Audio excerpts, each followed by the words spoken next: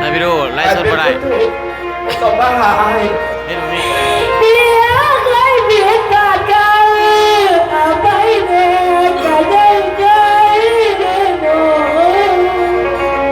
ไอ้โมโกรธโมเครื่องเจ้าแต่ว่าไอ้ขอตัด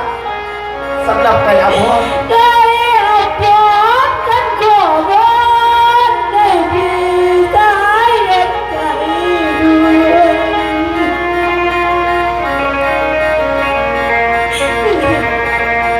เมียนี่นอ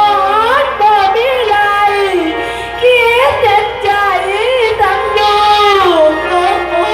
น พี่เห็นใจลูกก่อนอยู่ใส่เลยเหรอฮะที่บางก่อนลาวัดมันอยู่ใส่คือเห็นใจลูกก่อนอยู่ใส่ฮะแต่ที่ไอ้ขอวอนให้น้ำตาย้อยเลย อยากใส่ลูกนะอยากรดน้ำตั้งเวลาดีเถิดลูก นี่ไงไอ้สิบอกความจริงให้เจ้าฟังระหว่างสอนสิลาบุญในตอนนั้นไอ้หักเจ้าหลังไอ้ยังได้เจ้าขึ้นมาไอ้ยอมเสียสละทุกสิ่งอย่างสอนให้ไอ้ก็เอาไปจากรักเอาขึ้นเขาเดี๋ยวนี้มาลีเมียดีกินกันโดนได้กินบนให้ไก่